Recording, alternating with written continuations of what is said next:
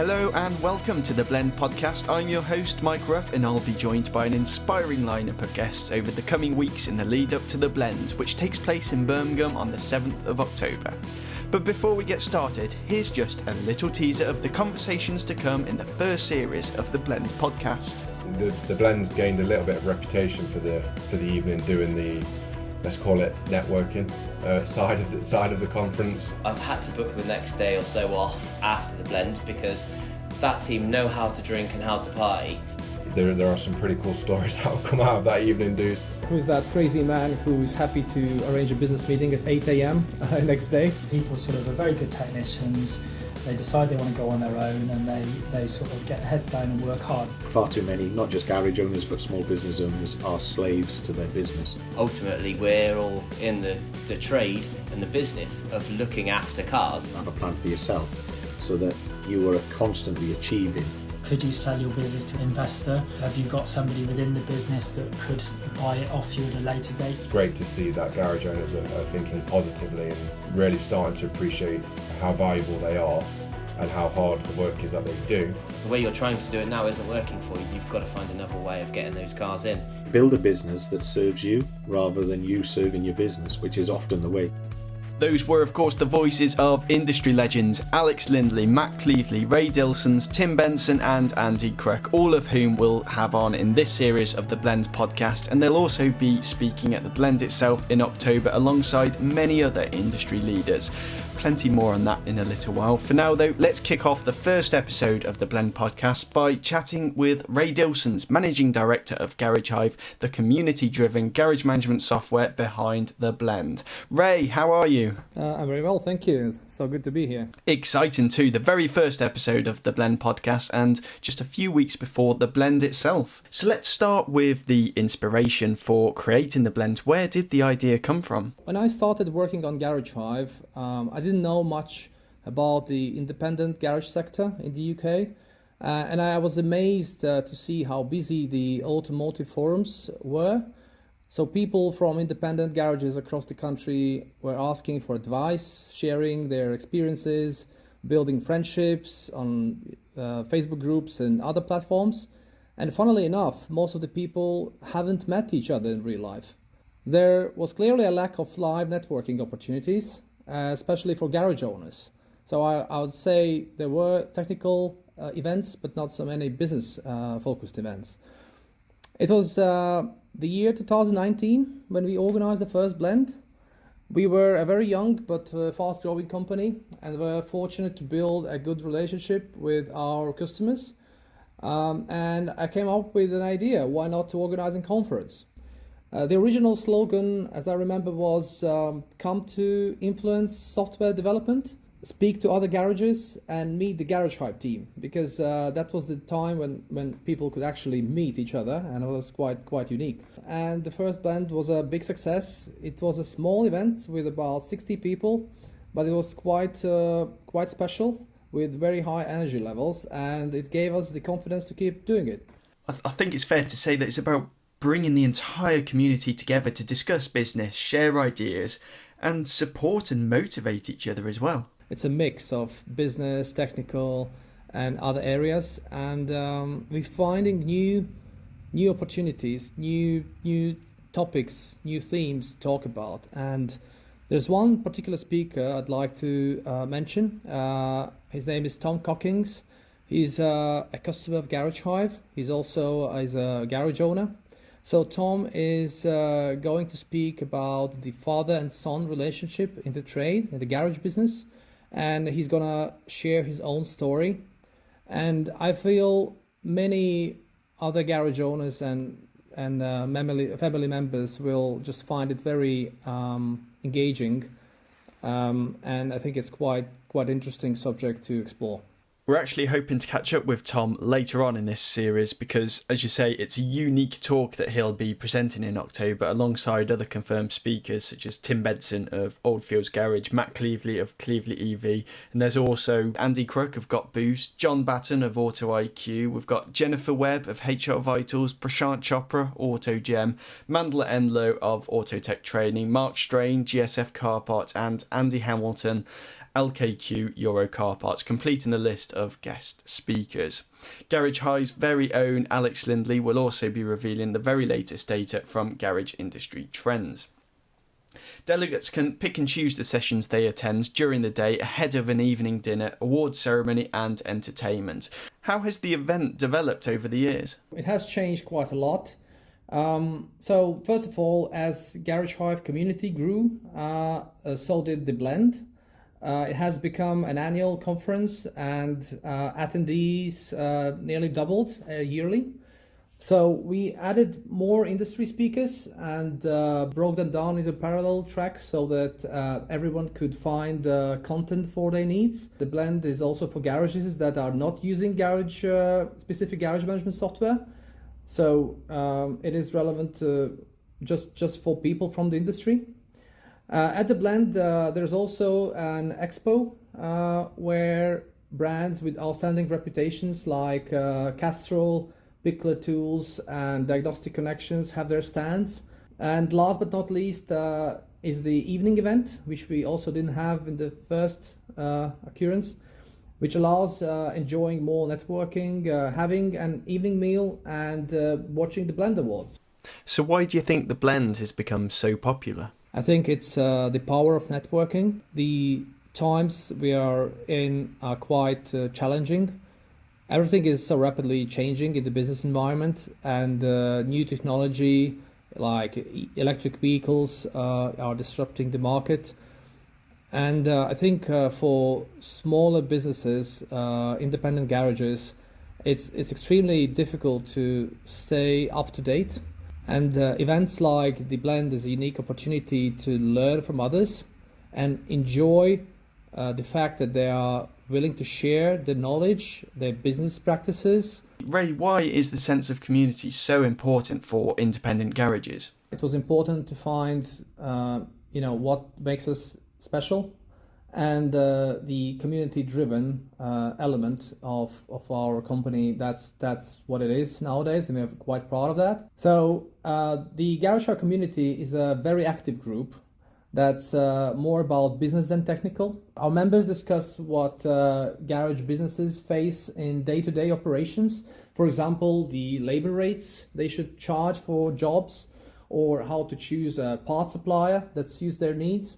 I think people find our community important because it gives them the engagement loop with the Garage Hive development team, as well as other business owners. You mentioned labour rates there, and that's something, of course, that Garage Industry Trends can provide some insight into, which is exactly what Alex Lindley will be talking about at the Blend. He'll also be joining us in just a moment, but before he does, I thought it might be interesting to find out how and when Alex first became involved in Garage Hive. Before I met Alex, I had a stand, a Garage Hive stand at Automechanica, and I was on a road trip to visit multiple garages. As a follow-up after the event to showcase the product. And it was in the very early days. The product was very young. Probably was missing millions of features. And then that moment, the time is what matters. Be at the right time, the right place. I was in Manchester doing a road trip on a train, and I was in my hotel. And then Alex just was looking for software, and he just inquired, and we managed to arrange a meeting next morning at 8 a.m. So I had to cancel some other meetings. I was curious to see who is that crazy man who is happy to arrange a business meeting at 8 a.m. Next day. But nevertheless, that just happened, and I remember sat in the room with Alex and his dad, and showing the technology capabilities, and he just saw the potential. Since Alex joined Garage Hive as a customer, he also had the opportunity to get involved in the business, and I think that was the turning point, because we combined two unique propositions: the best technology and very smart minds from the business. And then since then we just kicked off. Fascinating story, Ray. For those listening and that will be attending the Blend in October, we should say that both Ray and Alex will be at the Blend, so do take up the opportunity to have a conversation with them. For now though, Ray, thanks for joining us on the podcast. Thank you, Mike, and I look forward to seeing everyone at the Blend. The Blend podcast, inspiring success from within the community. Join us at the Blend on the 7th of October at the East Side Rooms in Birmingham. Next, I'm really pleased to welcome on Alex Lindley, Director of Garage Hive and Managing Director of Lindley's Autocentres. Alex, talk us through what we can expect from the Blend 2023. So we do have a line of speakers where it's all Garage Hive content. So let's just say you want to go and learn more about Garage Hive, then all day you can listen to Garage Hive speakers. But then there are also two other paths you can go down where it's business related. So if you take a team of people, you could have them all go on different sessions. If you go yourself, you can pick and choose which sessions that you think are going to be most valuable to you at that particular point. All of the Garage Hive sessions will be recorded again. So last year we didn't record them during the day, but we redid them as a webinar after the event, and they got good attendance. So if you do miss any of the Garage Hive content, but you get to see and speak to lots of business consultants and the other trainers available to you, then the Garage Hive content you can catch up with. So the day is about you pick and choose what you want to do. Now, whether that is you skip a session and you go into the expo, or you skip a session and go for lunch with some of the other garage owners, it's entirely up to you. The day is about you. You pick and choose which route you want to go down. And then this year we've expanded the number of speakers. So I think we got 14 speakers this year so far. And there are some cracking people that are going to be speaking this year as well, from all sorts of consultants that you would have heard of to some of Garage Hive's own customers telling their stories. The Blend Awards have been opened up this year too. There's 2 awards that any garage in the UK or Ireland can get involved with. Could you tell us more about that? But we've always had some sort of award around the community aspect. So which of our customers / community members do the most for the community. So this has come from if you're part of our community, you'll see someone will put a request for help or information, and you see the familiar faces always offering up help and information. And these guys aren't paid to do this. This is purely a selfless act from their behalf. And we've realised as Garage Hive that we really need to recognise these people and these companies. So we have like Community Garage of the Year and Community Member of the Year, and this is really just about those people that go the extra mile to help the existing Garage Hive customers. And we are eternally grateful for that. And we're very, very fortunate to have such an awesome community. And then we have one which is, I think we're still working on the name for it, but it's essentially going to revolve around the ones that help drive the product forward technically, from beta testing to putting forward technical recommendations on feature sets, etc. So they're the 3 that were there last year, and they're the 3 that we're also doing again this year. But we have introduced some new ones, and this is Garage of the Year, and then Staff Recognition of the Year, a Staff Recognition Award, and these are going to be judged. Awards. So we're asking garages to nominate a member of staff, or nominate themselves, or nominate another garage, and then there's going to be a judging process for those two particular awards. That's right, so entries are still open until the end of July for the Blend's Garage of the Year Award and Staff Recognition Award, and as Alex says, they'll be evaluated by a panel of industry judges, and the nominees will be announced on the 30th of August. Alex, we've already mentioned garage industry trends on the podcast, and for anyone that's been living under a rock for the past year or so, Trends is a data website for independent garages showcasing industry averages for the likes of invoice values, labour rates and more. Alex, you'll be speaking about the latest trends at the Blend later this year, so perhaps you could give us a bit more of a teaser about what you'll be presenting, please. Okay, so last year I spoke about GP, but I'm sure people are bored to death of me talking about gross profit now, so I've got to mix it up a little bit. So it's obvious that I'm heavily involved in Trends, and I absolutely love the data that Trends is starting to display And I'm getting an awful lot of messages about the data helping these garages and not just garages, but suppliers and partners. And there's a lot of people benefiting from this information. But there's also information that people don't really understand. And in particular with the early this year, we did a lot of work with Trends around the MOT consultation. So we analysed, I think it was 80 million lines of MOT data and produced a set of reports that showed you the trends of the MOT testing scheme. And you can draw a lot of information from those reports. So the talk that I'm going to be doing this year will be all around trends and the findings of trends and the patterns of the information and data. So I'm going to try and do my best. For people that don't obsess over it, you know, there are people who actually look at it as part of their daily routine. But for those that don't, who just want a summary of the year and how the year looks and potentially how next year is going to look, I've not started my work on the talk yet, but that's the idea. I'm going to try and come up with a 30 to 40 minute talk on the last 12 to 24 months worth of data from the MOT scheme and trends. And then just try and summarise it up nicely and then make some of predictions going over the next 12 months. So that's the idea of what I'm going to be talking about this year. Trends is one of those things, I mean, it's still relatively new, but it's fast approaching its first birthday. And the more time that passes, the more data it gathers and the more powerful it becomes. How should garage owners best interpret this data for their business? So there's one particular piece of data that we are really proud of, and it's the booking trends data. So we've never seen this before. There are other pieces of research around labour rates, etc., and you know we do have labour rate on there. But the one that we are particularly proud of is future bookings. So what we do is we take data from, I think we're currently sitting at 127 garages all across the UK, including Wales and Scotland as well. I don't think we're taking it from Ireland just yet, but we do plan on doing it in the future. But this is the piece that resonates with people a lot, because when garage owners go quiet or they go really busy, they start asking questions. And particularly when you start to go quiet, you know inside that it's okay to go quiet, and our industry is very seasonal, but it gives that garage owner the reassurance that this is an industry-wide lull and not just your individual garage. And then likewise, if you're perhaps on a marketing campaign or you've got some sort of strategy to get busier, then at least you have a baseline to compare yourself to actually judge whether that project's being a success or not. So it's probably the one that people look at on a daily basis to get some comfort for themselves. And then we do look at average invoice value, and we do look at net promoter score, which is the general customer satisfaction.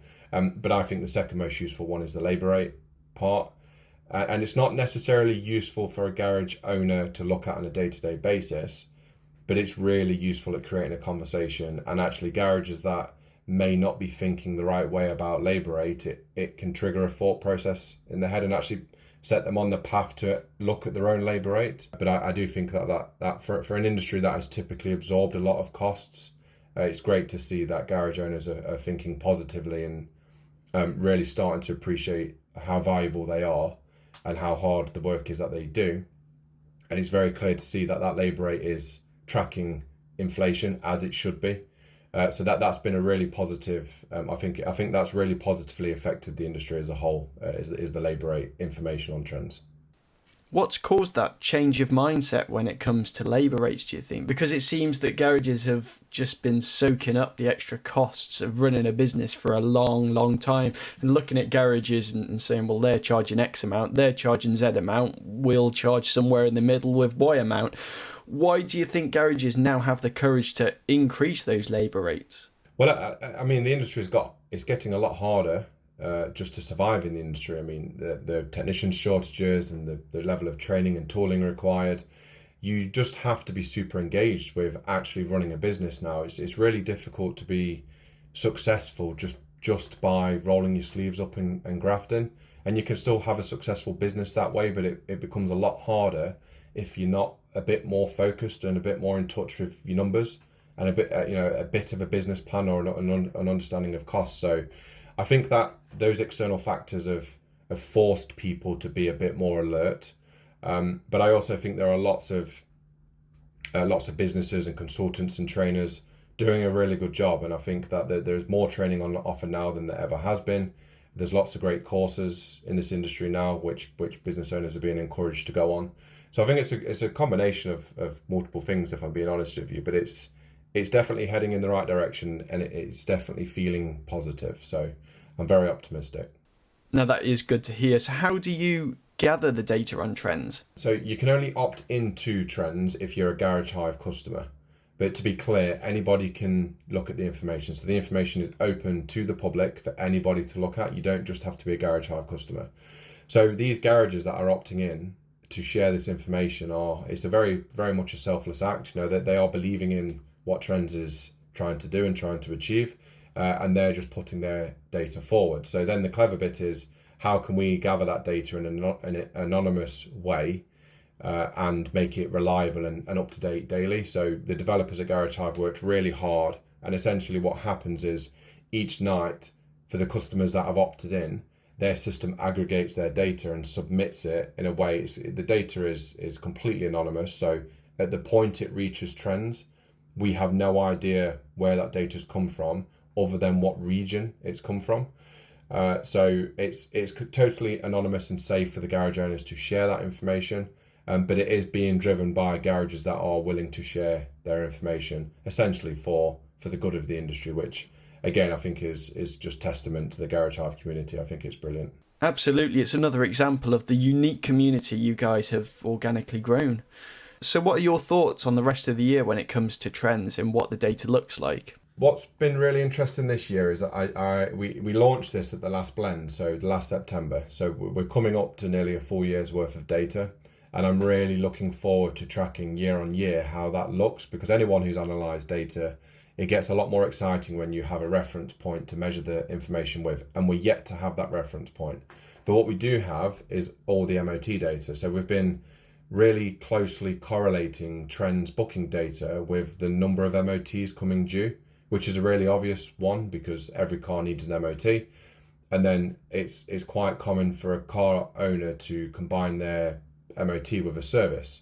So then naturally you get more service and MOTs as more MOTs are coming up for renewal. So it's correlating very closely to that. And we've been putting predictions out there based on the MOT data.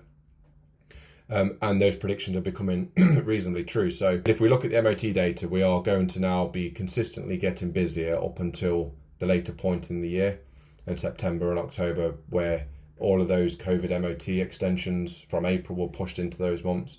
So it's really good. The industry is in a really strong position, and garages are going to be exceptionally busy for at least the next three to 4 months. And then it will slowly come down towards the Christmas period.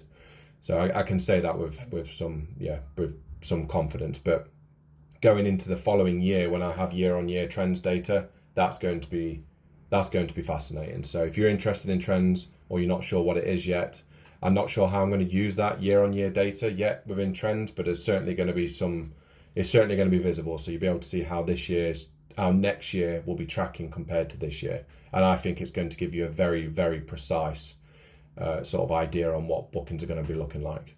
We look forward to seeing that data set grow. I know many garage owners have already found it to be an incredible resource for their business. Alex, you'll be presenting more on this at the Blend alongside many other excellent speakers, but the Blend is much more than just the speakers themselves, because I'm going to say that word again. It's about the community of people coming together, and actually the conversations that happen between the presentations, during the breaks and in the evening, that's just as insightful as the talks themselves, right? Yeah, well, the Blend's gained a little bit of reputation for the evening doing the, let's call it, networking side of the conference. So we've definitely learnt that garage owners know how to party, and that has become a really important aspect of the Blend. Is the evening do is there are some pretty cool stories that will come out of that evening do. So if you do enjoy a good night out as well, with some really good company, then yeah, you'll fit right in. But there is equal value in attending the day. So we've actually split it into two. You can have a day ticket, an evening ticket, or a combined ticket where you get the day and the evening. But we do have people who just come for the daily conference and just to absorb as much business information and learnings as they can. But then the vast majority of people will stay for the evening meal and a bit of a party, and just to celebrate the industry, I guess, and hopefully celebrate a successful conference. His seems very much a case of work hard, play hard.